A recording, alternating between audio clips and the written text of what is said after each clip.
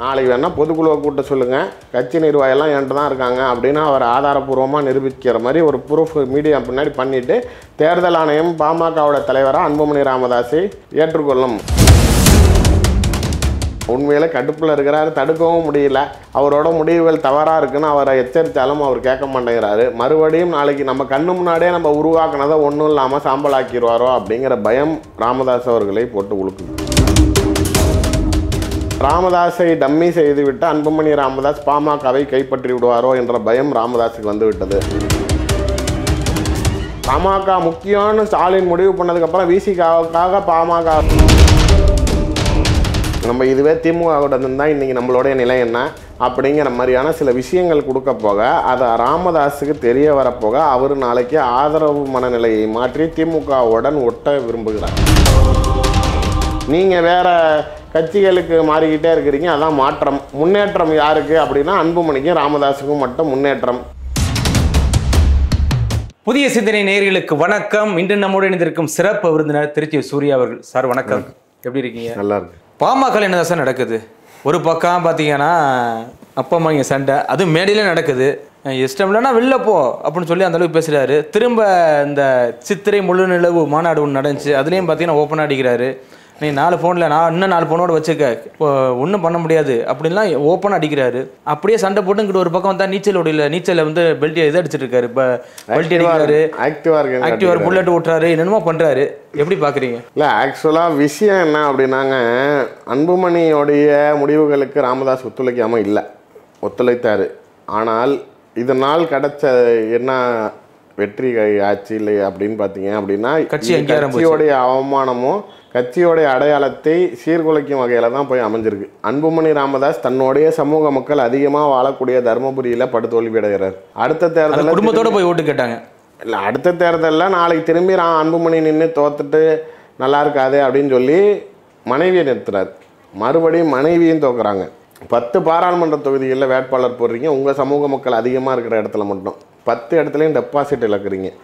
அப்போ வன்னியர் சமூக மக்களின் நம்பிக்கையை பாமக இழந்து விட்டதா அப்படிங்கிற ஒரு கேள்வி வந்துருச்சு. இந்த சூழ்நிலையில் இதுக்கு முன்னாடி எல்லாமே நாளைக்கு இப்போ கடந்த 2024 பாராளுமன்ற தேர்தலில் கூட ராமதாஸ் அவர்கள் அதிமுக கூட போகணுன்னு தான் நினச்சார். அன்புமணி தான் பிஜேபி கூட போகணும் அப்படின்னு நினச்சார். அதனால அன்புமணி போக்கில் தான் ராமதாஸ் போனார். அதுமாதிரி எல்லா இடத்துலையும் நாளைக்கு நீ எடுக்கிற முடிவுலாம் சரிதான் விட்டேன், இதில் என்ன பிரயோஜனம் ஆச்சு அப்படிங்கிறப்ப இழப்புகள் ஏற்பட்டிருக்குங்கிறப்ப இந்த முகுந்தன் அவங்களுடைய மகள் வயிறு பேரன் அந்த வழி வந்து அந்த பையன் வந்து கொஞ்சம் நல்லா ஏதோ தேர்தல் ஸ்ட்ராட்டஜிஸ்ட் கம்பெனிலலாம் இருந்திருப்பா அப்படி போல். ஸோ அனலிட்டிக்கலி நாளைக்கு நிறையா ரிசர்ச் பண்ணி ரிப்போர்ட் கொடுக்குறா. அப்படி நம்ம ஜாதி ஓட்டையே மிஸ் ஆகுது, அப்படி இல்லை எந்தெந்த இடத்துல நம்மளுக்கு சமுதாய பின்னடைவுகள் ஏற்படுது, சமுதாய மக்கள்கிட்ட நமக்கு எவ்வளோ ஆதரவு இருக்குது, ஏன் நம்மளைய மக்கள் ஏற்க மறுக்கிறாங்க, எதனால் நம்மளுடைய செயல்பாடுகளில் இதை வந்து பேசும் பொருளாச்சு.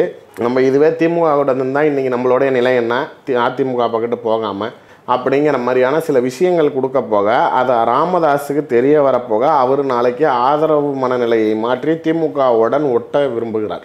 அதற்கு அப்பாற்பட்டு 2வது விஷயம் என்ன அப்படின்னா, அன்புமணி ராமதாஸ் முடிவு செஞ்சு போகிற கூட்டணி கட்சிக்கிட்ட இருந்து வாங்கக்கூடிய தொகை அன்புமணி ராமதாஸோட முடிஞ்சிருது.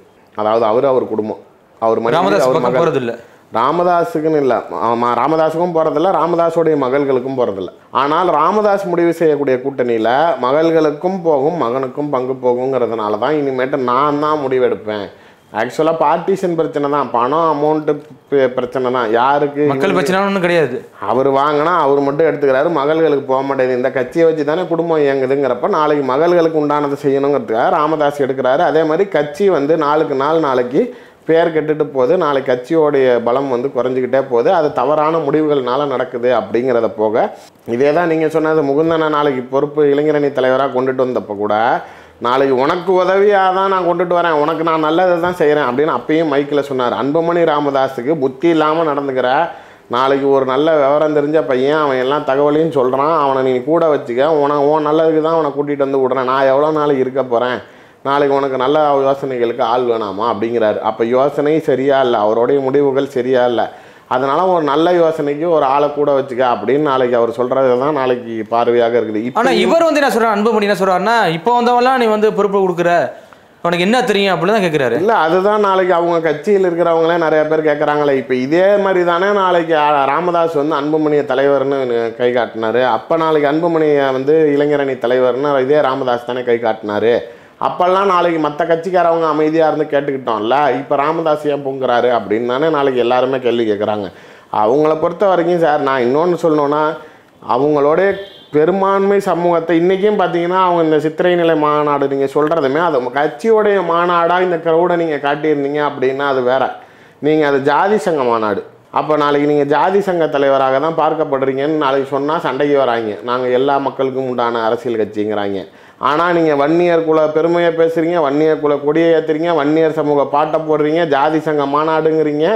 வன்னிய உணர்வோடு இருக்கிறவங்களை அங்கே கூட்டிகிட்டு வந்து நிப்பாட்டி அந்த கூட்டத்தை வச்சு பாமக வலுவிளக்கெல்லாம் பாருங்கள், எங்ககிட்ட பழையபடி ஸ்ட்ரென்த் இருக்குதுன்னு மீண்டும் அரசியல் கட்சிகள்கிட்ட பேரம் பேசுகிறதுக்கு உண்டான சூழ்நிலையை ஏற்படுத்துறீங்களே தவிர மக்களுக்கு மாற்றமோ இல்லை உங்கள் சமுதாயத்தை சேர்ந்த மக்களுக்கு முன்னேற்றத்திற்கோ நாளைக்கு ஏதாவது செய்கிறீங்க அப்படின்னா கிடையாது.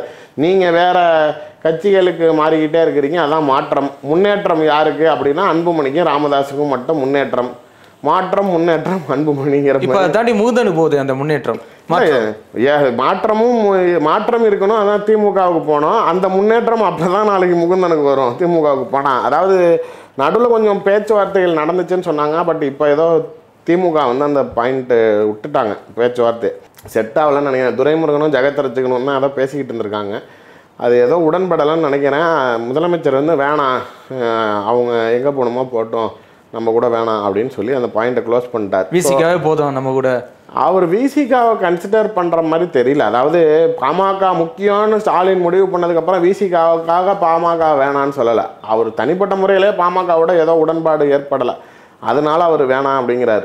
அதை சார்ந்து தான் நாளைக்கு இருக்கும் அப்படிங்கிற மாதிரி பார்க்குறாங்க. நான் அது என்னையை பொறுத்த வரைக்கும் அவர்கள் வந்து ஏடிஎம்கேக்கு போகிறதுக்கு தான் வாய்ப்புகள் அதிகம். எதனால் அப்படின்னா, இப்போ இந்த ராமதாஸ் அவர்கள் நடத்திய மாவட்ட செயலர் கூட்டத்திலே பெரும்பான்மையான மாவட்ட செயலர்கள் புறக்கணிச்சதாக இருக்கட்டும், அதே மாதிரி அவங்க அந்த அன்புமணி ராமதாஸோடைய கட்சியோடைய மாநில பொருளாளர் அவங்க அம்மா திலகபதி மாமா அவங்க வந்து ராமதாஸையே கண்டிச்சு பண்ணப்ப கட்சியோடைய பொதுச் செயலாளர் அந்த அம்மாவை கண்டிக்கிறாரு. நீ எப்படி ராமதாஸ் ஐயா அப்படி பேசலாம், மன்னிப்பு கேளு அப்படிங்கிறாரு. ஆனால் இவர் பேசின அப்புறம் அன்புமணி வீட்டில் 2 பேரும் நின்று ஃபோட்டோ எடுக்கிறாங்கன்னா என்ன அர்த்தம்? அந்த அம்மா எனக்கு சாதகமாக பேசுது, நீ என்ன அந்த அம்மா மிரட்டுறான்னு அவர் வீட்டில் கூப்பிட்டு அன்புமணி பஞ்சாயத்து பண்ணுறாரு.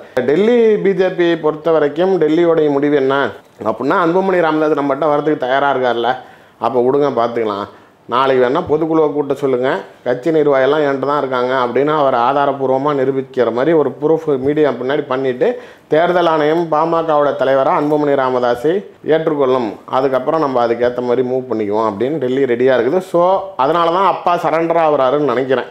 அதனால எந்த மனக்கசப்பும் இல்லை அப்படின்னு. ஆமாம், ராமதாஸை டம்மி செய்து விட்டு அன்புமணி ராமதாஸ் பாமகவை கைப்பற்றி விடுவாரோ என்ற பயம் ராமதாஸுக்கு வந்து விட்டது அப்படின்னு தான் பார்க்க வேண்டியது இருக்கு. அப்புறம் ஏன் என்னுடைய பலத்தை பார்த்தீங்களா, எனக்கு 86 வயசு நினைக்கிறீங்களா, நான் கிழவன் கிடையாது, கையை பிடிச்சி பாருங்க, எது வேணாலும் செய்ய முடியும். நாளைக்கு நீங்கள் நான் சும்மா உட்காந்துருக்கிறேன், என்னால் ஒன்றும் செய்ய முடியாது, கட்சியை என் மகன்கிட்ட கொடுத்துட்டா நாளைக்கு நான் அப்படியே நாளைக்கு கம்முன்னு வீட்டோட உட்காந்துருவேன் அப்படின்னு நினைக்காதீங்க அப்படின்னு செய்கிறாரு சார். அது மத்திய சும்மில் குளிக்கிறது மாதிரியெல்லாம் அதில் காமிச்சா அது ஒரு சீனியர் பர்சனுக்கு இது தேவைதானே? தேவையில்லாதான் எனக்கு பார்க்குறப்ப ரொம்ப கலாய்க்கிறாங்க. ஆமாம், எனக்கு பார்க்குறப்பயே அது நம்மளுக்கு இது ஏன் இது இவருக்கு இருக்கிற தகுதிக்கு இவர் இருக்கிற இடத்துக்கு இது தேவையா அப்படின்னு எனக்கு தோணுச்சு. கலைஞர் ஜெயலலிதா கூடலாம் அரசியல் பண்ண திரு ராமதாஸ் அவர்களுக்கு இது தேவைதானே? இல்லை, குடும்பத்தில் இருக்கக்கூடிய பிரச்சனைகளால் சில பேர் வந்து என்ன செய்கிறாங்கன்னு தெரியாமல் நாளைக்கு தன்னுடைய தகுதியை தன்னுடைய தராதரத்தை இழந்துடுறாங்க. அப்படி அவங்க சில விஷயங்கள் செய்வாங்களா, அந்த மாதிரி தான் அதை பார்க்க வேண்டியதாக இருக்குது. இல்லை, மிகுந்த மன உளைச்சல் இருக்காரா எப்படி சார்?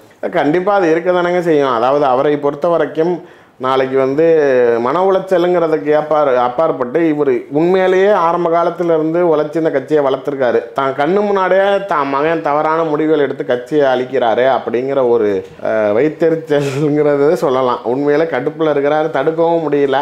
அவரோட முடிவுகள் தவறாக இருக்குன்னு அவரை எச்சரித்தாலும் அவர் கேட்க மாட்டேங்கிறாரு. மறுபடியும் நாளைக்கு நம்ம கண்ணு முன்னாடியே நம்ம உருவாக்குனதை ஒன்றும் இல்லாமல் சாம்பலாக்கிடுவாரோ அப்படிங்கிற பயம் ராமதாஸ் அவர்களை போட்டு உழுக்குது. கண்டிப்பாக சார். மீண்டும் மற்றொரு நிகழ்வோடு சந்திப்போம். மிக்க நன்றி சார். நன்றி.